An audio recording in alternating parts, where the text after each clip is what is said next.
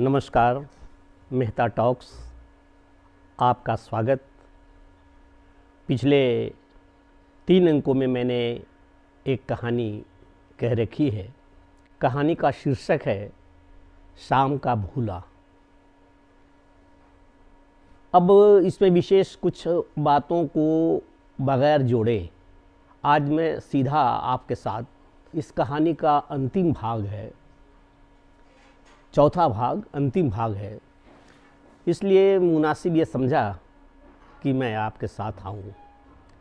कहानी बहुत संवेदनशील है। आज भी हम देखते हैं एक आदर्श परिवार की संरचना कैसी होनी चाहिए, इसमें अभाव है। कैसे परिवार के प्रत्येक सदस्यों के बीच संवाद स्थापित रहना चाहिए, पहले भी था आज भी है। तब पहले में उतनी तमक नहीं थी, उतना गुस्सा नहीं था, क्रोध नहीं था। आज बहुत बुरा हो जाता है, ये गलत है।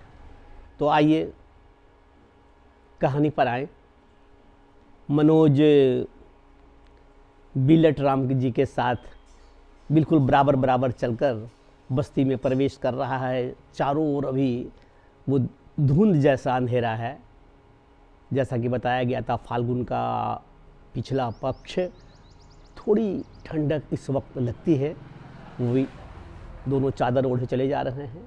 बस्ती में जब बिल्कुल घर के आसपास पहुंचने का होता है तो उसके मोहल्ले का कुत्ता जो दूर बैठा होता है वो थोड़ा देख करके बिल्लट को भौंकता है, लेकिन बराबर जब देखता है कि वो मनोज है तो उस कुत्ते पर भी यह परिवर्तन आया कि वो कुछ नहीं बोला, वो पीछे हो लिया। और वो भी लगातार कुत्ता भी चल रहा है उसके घर की तरफ। घर जब बिल्कुल करीब आया तो कुत्ता दौड़ करके उसके घर के पास, चौखट के पास चला गया। और फिर चौखट वो किवाड़ी बंद देखा तो वहाँ से फिर वापस तेजी के साथ चला आया इन लोग के साथ, इन लोग के पीछे लग गया। और इस प्रकार बिल्लट जी जब मनोज को ले करके मनोज के घर के दरवाजे पर गया और उसने हस्त प्रहार किया, दस्तक दिया, बोला मालिक, हजूर, इस तरह से उसने आवाज़ दी। तो आवाज़, सोया कौन था मनोज के घर में? वो अंधेरा था इसलिए लोग अभी बाहर नहीं निकले थे। तुरंत किवाड़ी खुली और देखे तो मनोज के पिताजी सामने। बिल्लट ने कहा, हुजूर ये देखिए। अरे हाँ, कहाँ थे तुम? उसके बाद वो अंदर ले लिए पिताजी उसको और वो अंदर चला गया। अंदर माँ बहन सब बिल्कुल उससे लिपट गई और ये बिल्लट तथा मनोज के पिताजी बात करते रहे और इतनी देरी में सारी बातें समझ में आ गई उनके पिताजी को। जब सब कुछ शांत हुआ, सवेरा हुआ, पौ फटा, सूर्य की लालिमा बस्ती के छप्पर पर पसरी, उसके पहले ही लोग जाग गए थे और भिन्न भिन्न घरों से लोग मनोज के घर में आने लगे, यह जानने के लिए कि आज क्या होगा, आज कैसे क्या किया जाएगा। लेकिन बस्ती के लोग जैसे ही दरवाजे पर पहुंच रहे थे, सबको मालूम होता चला गया कि वो तो एकदम सुबह सुबह ही चला आया मनोज। चलिए कहानी वो शाम का भूला और सवेरे वापस आ गया। परंतु इसने जो कहानी बताई कि तुम कहाँ थे, आखिर कोई पूछेगा, तो इसने वो एक ही कहानी पर रट लगाया हुआ था कि यहाँ से जब पिताजी मिले तो वहाँ थाली दिया चाची जी के यहाँ, और थाली देने के बाद वो पेंसिल लेने के लिए, कागज़ पर लिखने वाली पेंसिल लेने के लिए स्टेशन से इधर ही कुछ दुकानें हैं, वो दौड़ता चला गया।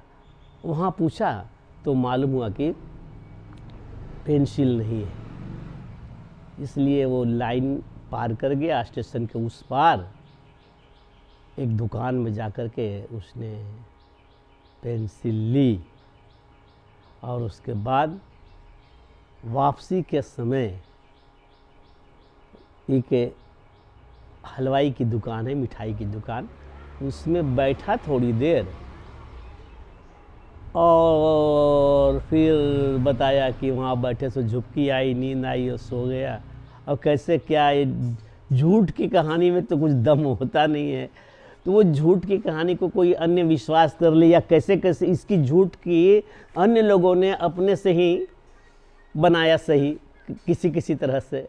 लेकिन जैसा कि मैं पूर्व में बताया था, उसके पिताजी पूरी बात को समझ चुके थे और ये तय था कि वो निश्चित कर चुके थे कि लड़का इस प्रकार से यहाँ से चला गया था। रात भर के सफ़र के बाद वह आया है।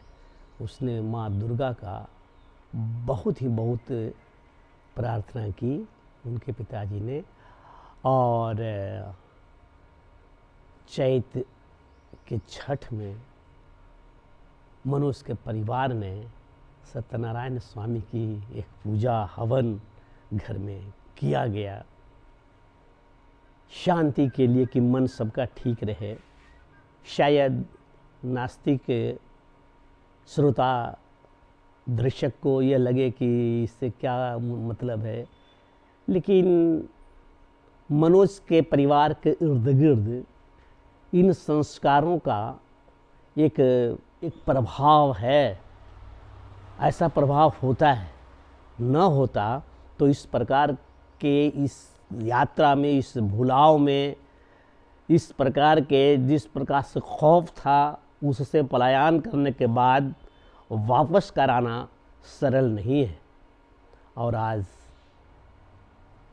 तो अब न मनोज की माँ रही, न मनोज के पिताजी रहे। 60-62 साल की कहानी है पूर्व की, तो क्या रहेगा, मनोज भी है या नहीं है कुछ कहा नहीं जा सकता। लेकिन एक स्थिति थी, ये घटना सच्ची है, भौतिक स्थिति है, उसको गौण रखता हूँ। और उसमें जो इस कहानी का जो अमरत्व है, इस कहानी का जो शाश्वत सत्य है, इसको ग्रहण करने की कृपा करें। और कहानी कैसी लगी, 4 अंकों में, 3 ही अंक में समाप्त हो जानी थी वास्तव में, लेकिन ये 4 अंक चला गया। कहानी कैसी लगी आप निश्चित रूप से 2 पंक्ति लिख दें, तो जो आनंद मुझे आना चाहिए वह मुझे मिल जाए और मैं भी खुश रहूं, आप भी खुश रहें। ये एक दुनिया है, इस दुनिया में सभी खुश रहें, प्रसन्न रहें। नमस्कार, धन्यवाद।